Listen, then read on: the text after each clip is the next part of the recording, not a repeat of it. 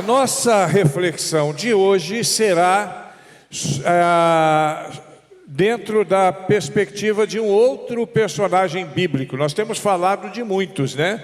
Já falamos de Moisés, já falamos de Josué, já falamos hoje pela manhã, nós falamos sobre Paulo e Silas, e agora à noite eu quero falar um pouco rapidamente a respeito de Neemias. E nós vamos ler aqui os 4 primeiros versículos do livro de Neemias, capítulo 1, dos versículos 1 ao 4, para que nós possamos iniciar a nossa fala e tirar algumas lições para a nossa vida.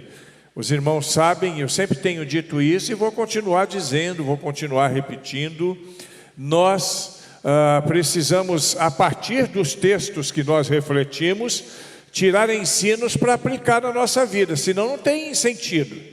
Só para saber história vai ser bacana, eu vou conhecer Bíblia, mas vou continuar tendo uma vida sem o propósito de Deus, sem o desenho de Deus para a nossa caminhada. Então vamos lá, Neemias capítulo 1, dos versículos 1 a 4.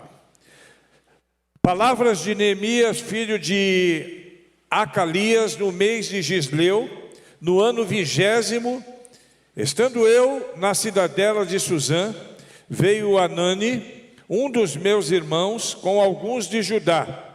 Então lhes perguntei pelos judeus que escaparam, que não foram levados para o exílio, e acerca de Jerusalém. Disseram-me: os restantes que não foram levados para o exílio se acham lá na província, estão em grande miséria e desprezo. Os muros de Jerusalém estão derrubados e as suas portas queimadas.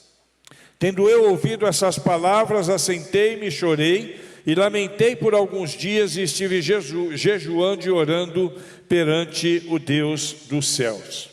Que o Senhor aplique a palavra de Deus no nosso coração e nos ensine algumas lições nessa noite que sejam práticas, que sejam coerentes e que sejam necessárias para a nossa vida.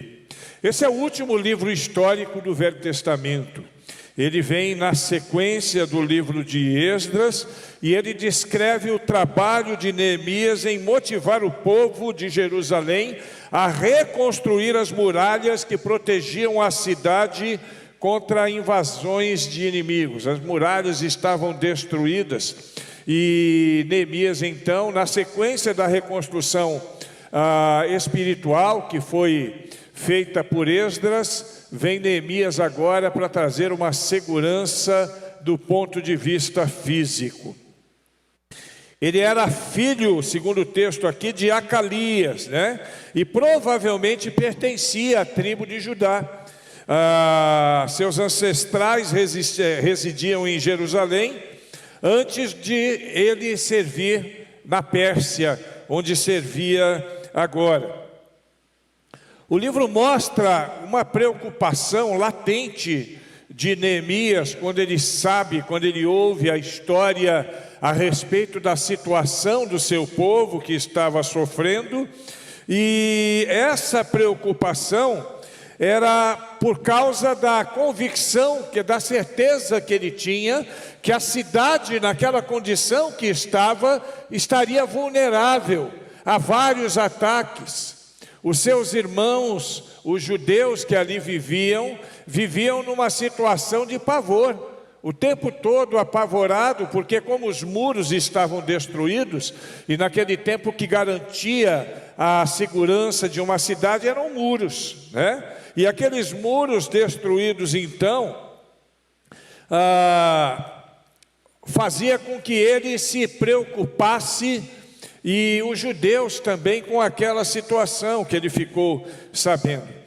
Mais de 90 anos antes do início dessa história, o rei da Pérsia autorizou que Zorobabel levasse quase 50 mil israelitas de volta para Jerusalém. Então é aí que começa a grande situação, a grande dificuldade na qual Neemias se coloca na brecha.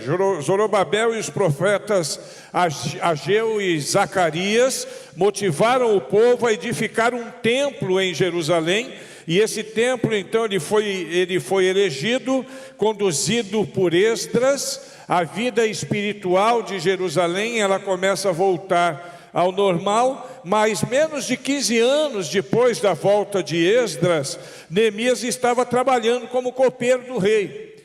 Ele estava na Pérsia e vivia ali na Pérsia como copeiro. Para nós, um copeiro pode ser até um lavador de copo, né? Alguém que faz assim, mas lá não, o copeiro era uma figura importante.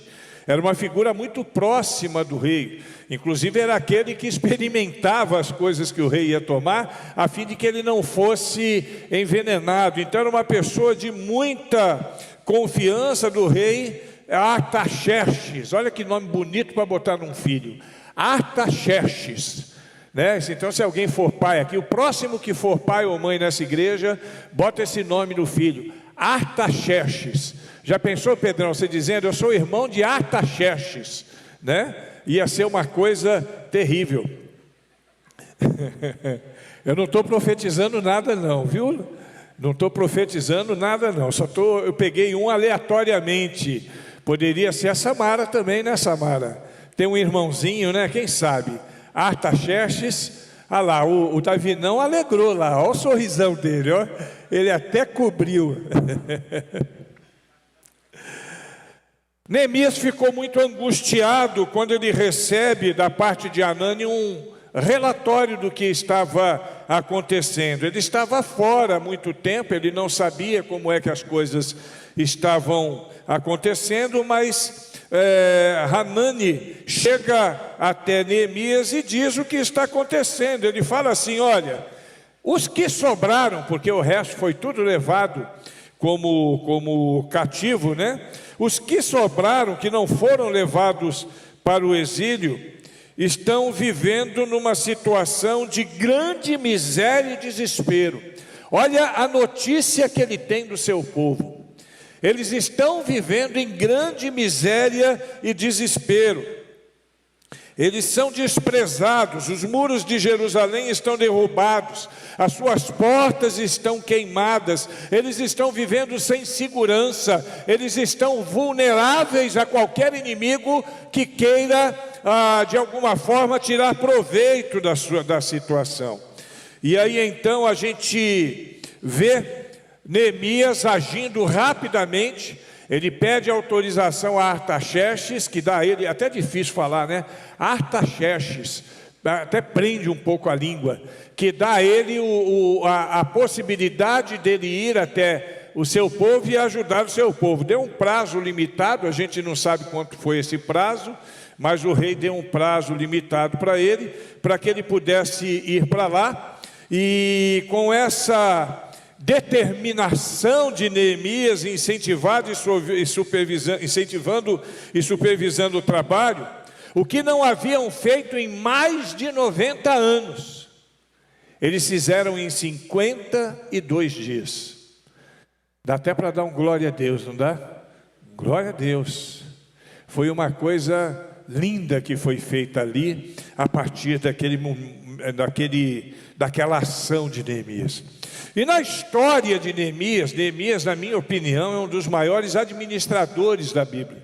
Dentre os personagens bíblicos, não tem nenhum que seja tão perfeito na área da administração como ele. Então eu posso tirar alguns princípios, eu posso ver alguns princípios e tirar algumas lições valiosas para a minha vida, em todas as áreas da minha vida, na área espiritual, mas também na área familiar, na área profissional. Eu posso tirar princípios, eu posso tirar lições a partir desses princípios que serão muito importantes para a nossa vida, e eu queria ver alguns nesta noite de forma bem rápida, sucinta, para que nós possamos crescer um pouco mais. O primeiro princípio é o princípio da compaixão. Capítulo 1, versículo 4, na parte A. Tendo eu ouvido essas palavras, assentei-me e chorei, e lamentei por alguns dias. O nome disso é compaixão. Ele viu o quadro, era um quadro terrível. E ele estava tranquilo, ele estava de boa como sapo na lagoa, né? Ele estava lá no reino de Artaxerxes, ele era o copeiro, era uma figura importante, comia do bom e do melhor, bebia do bom e do melhor, então ele poderia simplesmente ignorar. De repente dar uma cobertura para Hanani, que já estava ali, né? Vou dar uma cobertura para você, Hanani. Agora lá, infelizmente, eu não tenho nem o que fazer, eu não posso deixar o meu trabalho, eu não posso sair daqui. E quem sabe até ele poderia fazer uma oraçãozinha. Eu digo oraçãozinha porque tem crentes que não oram, fazem oraçãozinha, né? Então aquela coisa rápida, aquela coisa sem sal, aquela coisa que não busca de fato alcançar o coração de Deus, mas que busca de alguma forma resolver as suas questões religiosas, né? Que tem gente que não ora para conversar com Deus, tem gente que ora por uma obrigação religiosa, tem gente que não tem intimidade de oração com Deus, tem gente que ora simplesmente porque tem que orar, porque se não orar, alguém pode ver que ele não ora e chamar-lhe a atenção. Mas Neemias não, Neemias tinha de fato um compromisso com Deus, e ele, por conta da sua compaixão, ele chorou, ele lamentou aquela situação. Será que nós estamos lamentando a situação dos nossos irmãos que vivem em situação de desespero? Nós estamos bem, graças a Deus. Você está bem, você tomou café da manhã, você almoçou, à noite você tem uma caminha tranquila para você dormir, se fizer calor você liga o ar-condicionado, se fizer frio você usa a coberta, porque você está tranquilo. Mas você faz ideia de quantas pessoas não têm o que comer hoje à noite? Você faz ideia quantas pessoas não têm onde dormir essa noite? E dentro dessa perspectiva espiritual, nós temos a convicção que somos salvos. Quem tem certeza que é salvo aqui, diga amém. Mas tem muita gente que não tem a salvação porque não conhece Jesus Cristo, não se relaciona com Jesus Cristo. Será que isso não incomoda o nosso coração? Nós vimos a irmã Zé falando de missões aqui. Será que não incomoda os nossos corações saber que existem pessoas sem paz, sem esperança por esse mundo afora? Pessoas que como maior expectativa de vida têm a morte. Tem gente assim, a melhor coisa que poderia acontecer para mim era morrer. E aí a pessoa diz, mas eu sou tão covarde que nem isso eu posso fazer. Será que isso não incomoda? Onde está a nossa compaixão por aquelas pessoas que vivem embriagadas, por aquelas pessoas que são dependentes químicos, por aquelas famílias desfeitas, desestruturadas pela falta de Deus? Irmão, no nome de Jesus Cristo, preste atenção, nós somos os autênticos representantes de Deus na terra. Eu tenho que dar uma resposta a essas questões, eu tenho que ter compaixão no coração para agir como representante de Deus, dando as respostas a essas questões, como Neemias fez. Ele se compadeceu profundamente, e essa compaixão o levou à ação. Não é só chorar pelos cantos, depois enxugar as lágrimas e ficar tranquilo, não. Nós precisamos ter compaixão pelas pessoas que sofrem em todas as áreas da vida. Aquelas que sofrem fisicamente, aquelas que sofrem moralmente também, aquelas que sofrem espiritualmente e aquelas que sofrem em todas as áreas possíveis e imagináveis. O segundo princípio que eu quero ver com você aqui está logo na sequência desse princípio da compaixão, na parte B do versículo.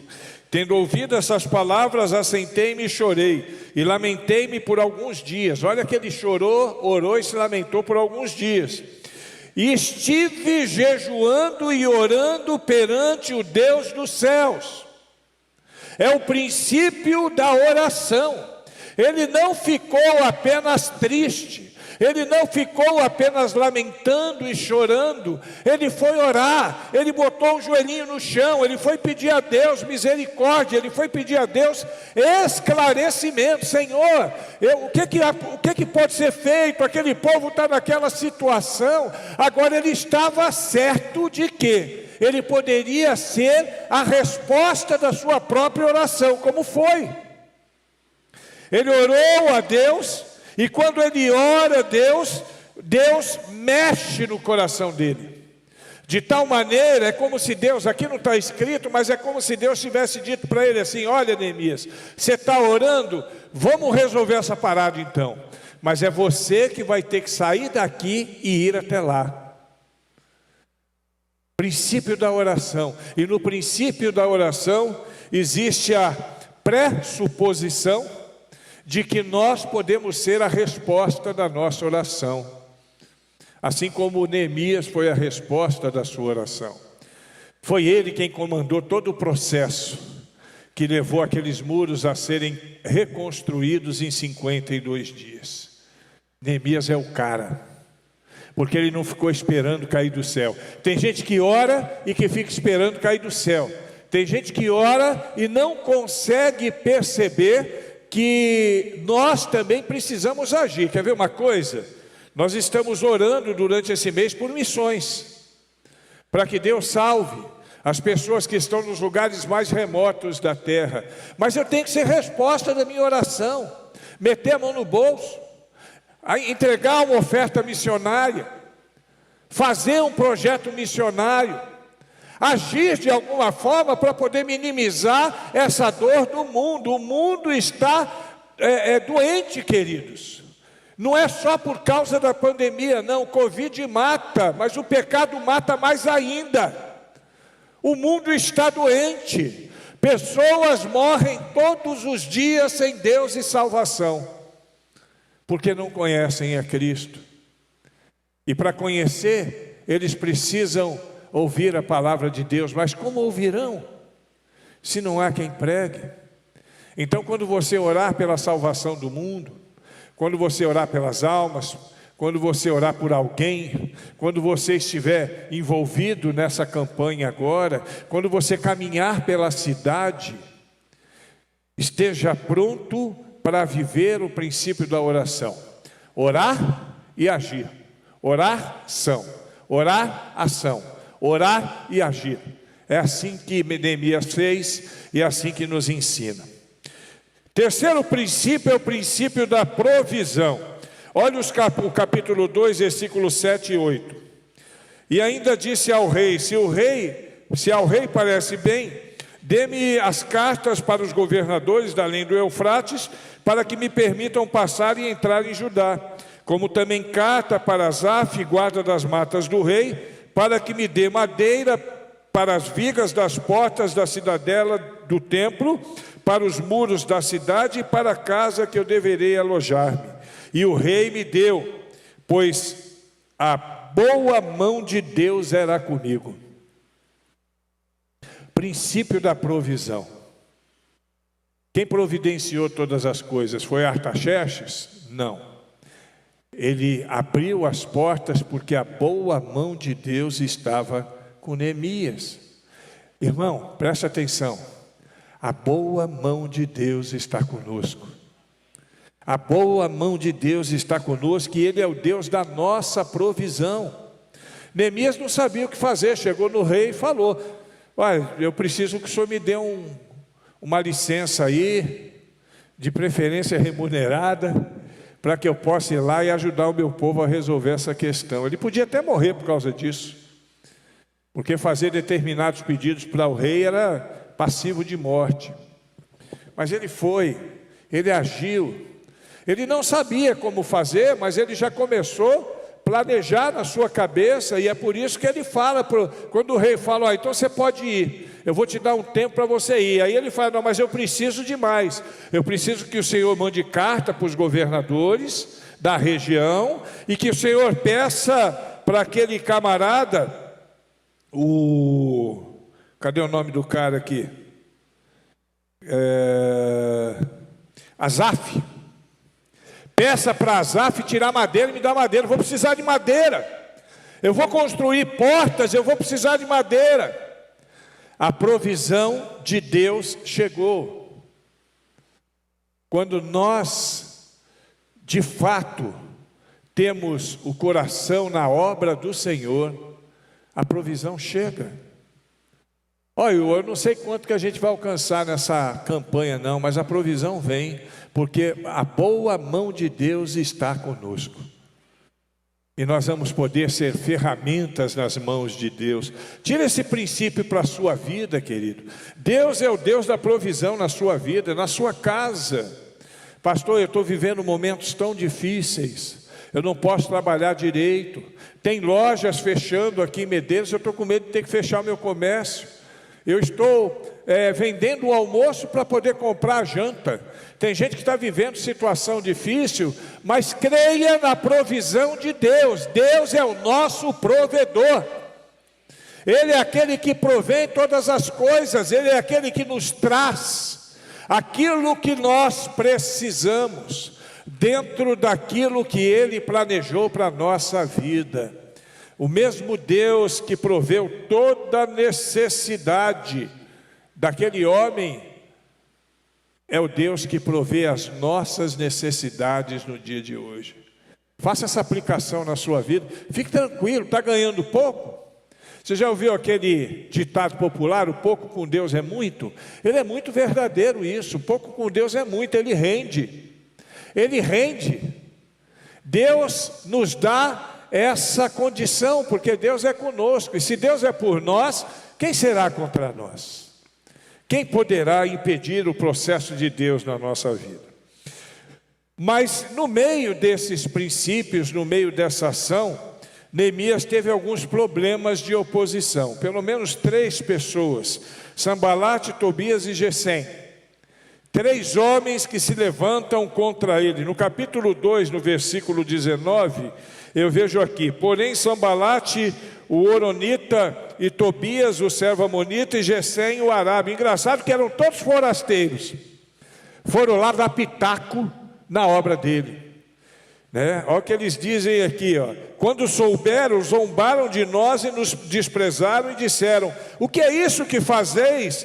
Querem rebelar-vos contra o rei? Começaram a botar uma pilha negativa. Vai ter sempre um sujeito igual um Sambalate desse na nossa vida.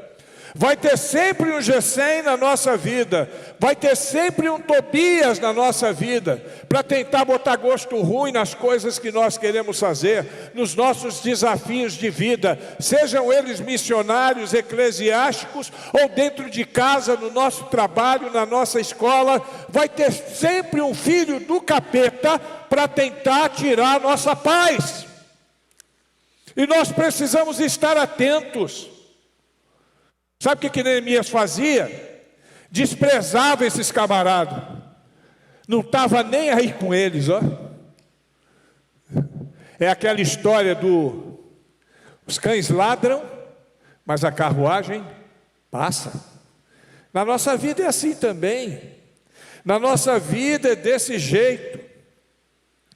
Aqui, quando eles dão essa palavra para Neemias, quando Tobias, Gesem e Sambalate dão essa palavra, quando disseram: está querendo fazer o quê? Se rebelar contra o rei? Olha o que Neemias responde para eles no versículo 20.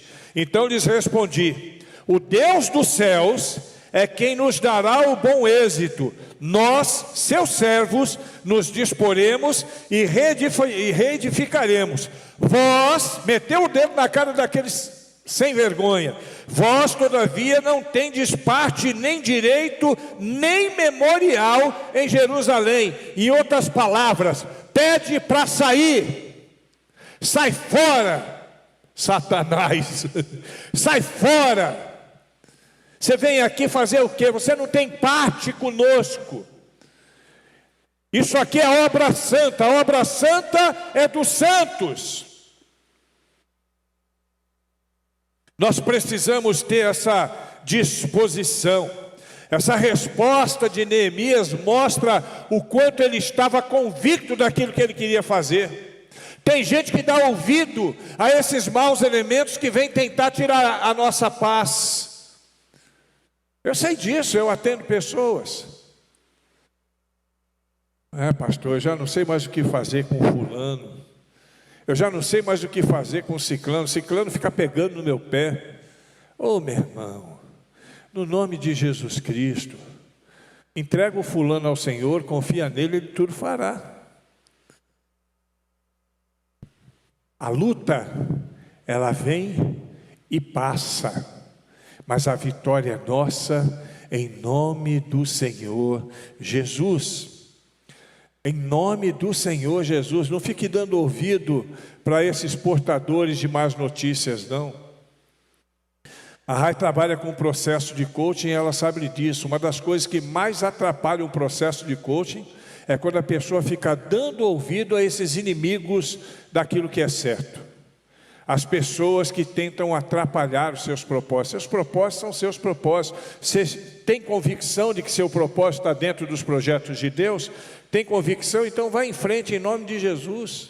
Neemias sabia, não estava lá à toa não. Eu vou fazer no nome de Jesus Cristo, e vou fazer, e vou chegar junto, e vou me alcançar os objetivos, porque Deus é comigo. A boa mão de Deus está comigo. Repita comigo agora: a boa mão de Deus está comigo. Então não tenho o que temer, irmãos. Um outro princípio é o princípio da organização. Capítulo 3, você vê o povo agora todo organizado. Quem providenciou isso foi Neemias. Organizou o povo, dividiu as famílias. Cada família tinha um pedacinho para fazer. O princípio da organização. Esse é o princípio que nós precisamos viver na igreja. Dividir as incumbências, dividir as tarefas. Eu fiquei tão feliz que o UA convidou a Zete para trabalhar com ele, porque está dividindo as tarefas, está somando. Nós precisamos fazer isso, nós precisamos nos organizarmos. E olha que mesmo quando nós nos organizarmos, a oposição não vai parar. No capítulo 4, você vê que a oposição continuou. A oposição continuou. Apesar da luta, apesar da disposição de Neemias, daqueles que estavam com ele, o Sambalate, o Gesem e o Tobias não desistiram não, eles continuaram. E por todo o capítulo de número 4 você vê a ação dos opositores e a ação do homem de Deus. No capítulo 4, versículo 9, 16 e 23, versículo 9: porém nós oramos ao nosso Deus e como proteção pusemos guarda contra eles de dia e de noite. Eles queriam dar um bote em Neemias. Olha o versículo 16: daquele dia em diante, metade dos meus moços trabalhava na obra, e a outra metade empunhava lanças, escudos, arcos e couraças, e os chefes estavam por detrás de toda a casa de Judá. E o versículo 23 que diz: nem eu, nem meus irmãos, nem meus moços, nem os homens da guarda que me seguiam largávamos as nossas vestes, cada um se deitava com as armas à sua direita. Não tem conversa fiada não. É inimigo declarado, então vamos à guerra. As nossas armas são armas espirituais.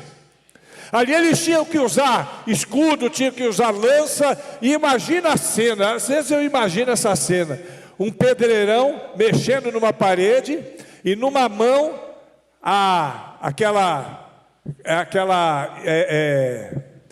aquele negócio de desempenar a parede, o desempeno, né?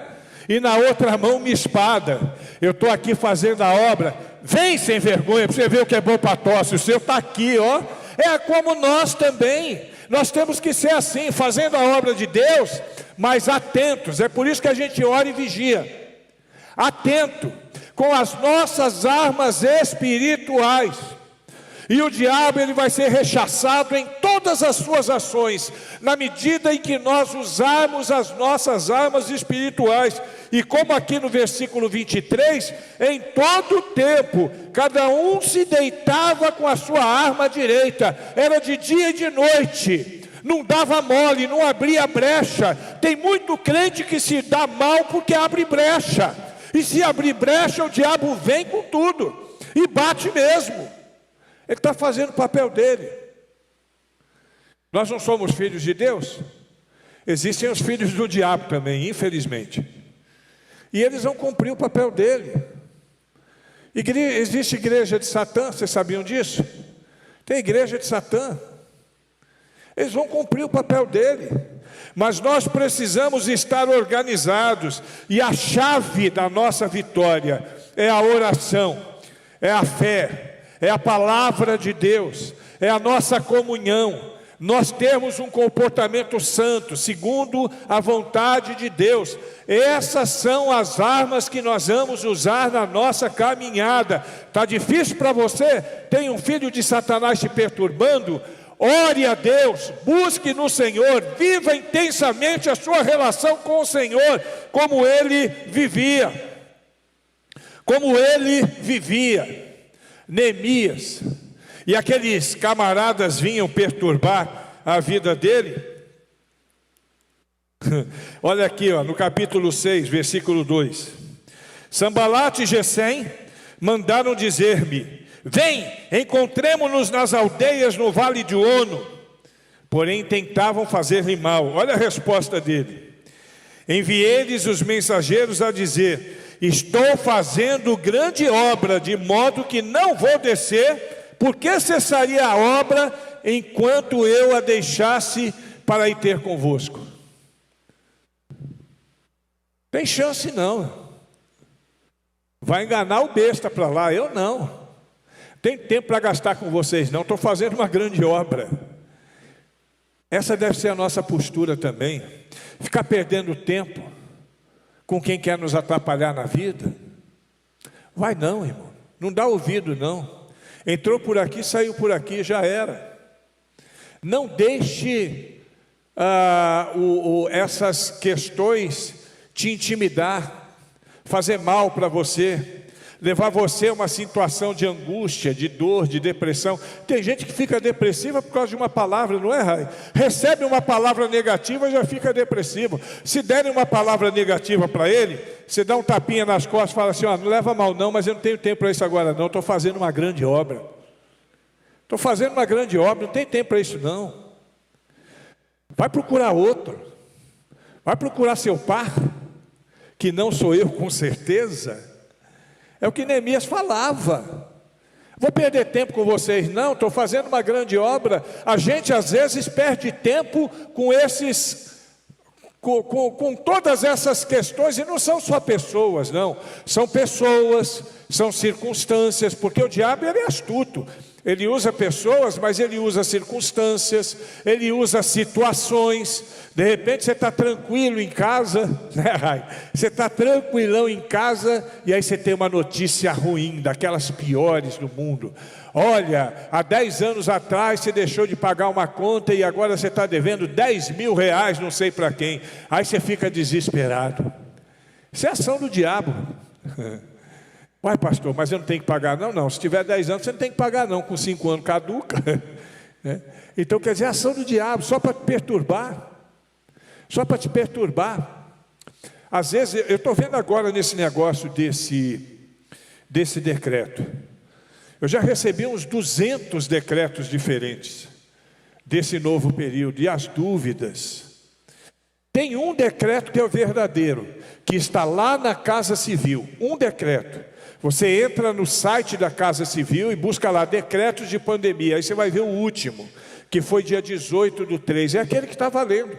Pode ser que hoje ainda tenha um novo, amanhã tenha um novo, mas por enquanto o que está valendo é aquilo. Eu vou ficar assustado, vou perder minha paz por causa disso. Tem gente perdendo a paz. Eu recebo toda hora uma mensagem de algum pastor: pastor, pelo amor de Deus, eu posso ou não posso fazer o culto? Ô meu irmão, faz o seu culto, se não quiser fazer também, não faz. Pela fé.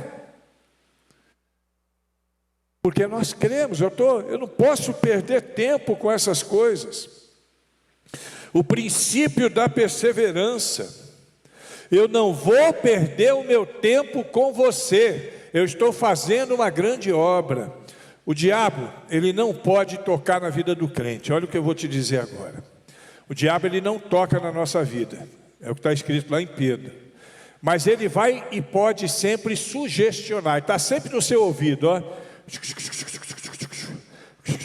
Te dando uma ideia errada, mandando você fazer alguma coisa que não deve, dando uma sugestão equivocada para você, falando para você dizer uma mentirinha para poder se livrar de alguma coisa, para que você seja injusto, para que você seja incoerente com a sua fé, para que você seja hipócrita. Não dá ouvido para ele não, irmãos. O crente conhece a voz do seu Senhor. O diabo pode falar o que ele quiser no meu redor, eu conheço a voz do meu Senhor. Aí eu vou olhar para ele e vou dizer, está amarrado. Se bem que ele não está amarrado, isso é uma força de expressão, né? Já pensou? Se amarrado ele faz tudo isso, imagina se estivesse solto. Isso é uma força de expressão, mas não, irmãos. Eu conheço a voz do meu Senhor. Dê ouvido somente e tão somente ao seu Senhor.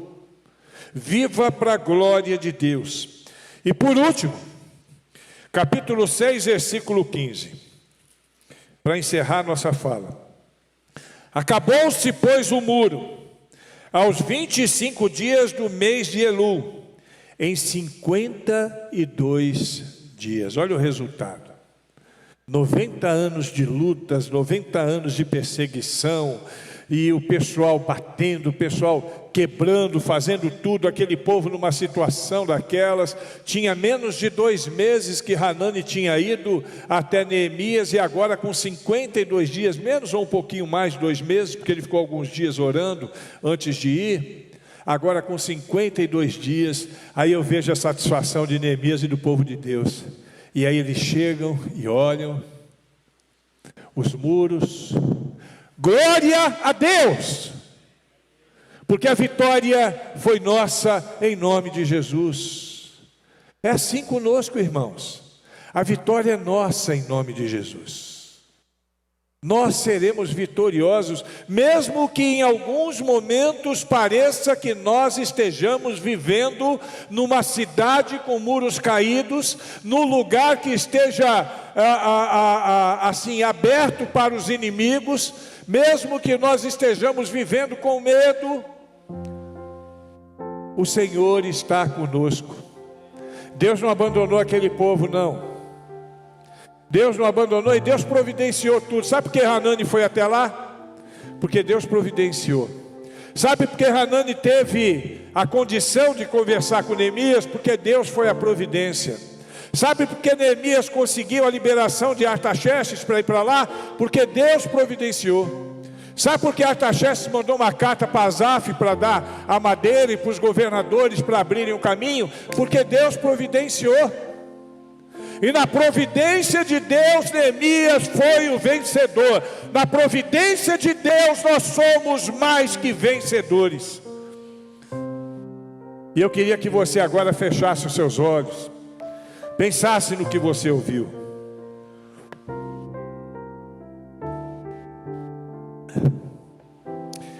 Preste atenção.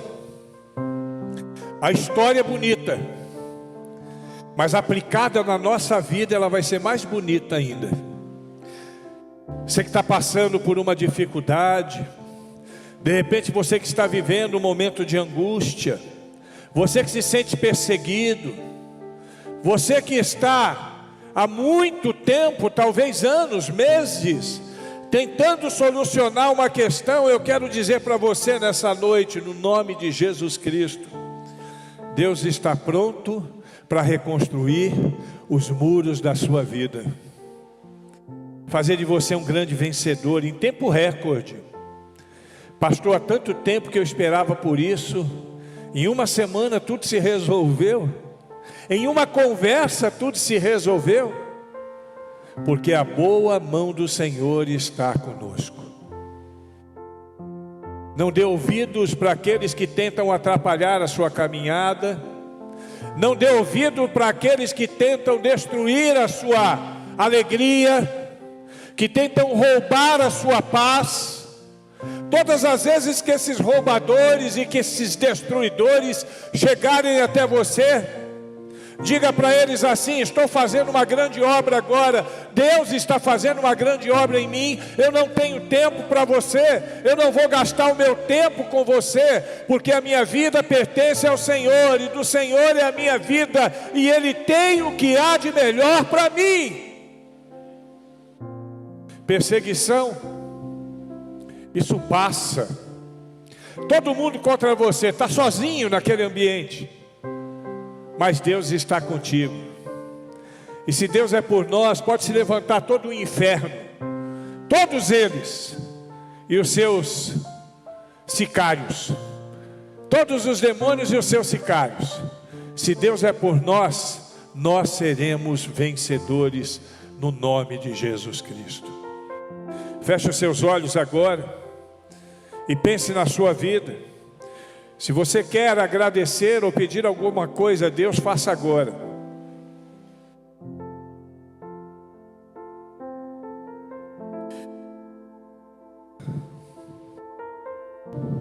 Ó Deus, Deus Santo, maravilhoso, nos submetemos a Ti, agradecidos pela vitória de Neemias, porque a vitória de Neemias é a nossa vitória, nós somos o povo de Deus. E nas lições que nós vemos na vida de Neemias, nós queremos aplicar em nossa própria vida e crescer para a glória do Senhor, aprendendo e vivendo intensamente numa relação contigo. Abençoa-nos, ó Deus. Abençoa cada um de nós que nesta noite teve ouvido para ouvir a Tua palavra e que recebe essa palavra no coração. Dá-nos paz e a vitória é nossa no nome de Jesus. E que o Teu amor bendito, a Tua graça maravilhosa e o poder consolador do Senhor esteja sobre a nossa vida, hoje e sempre. Amém.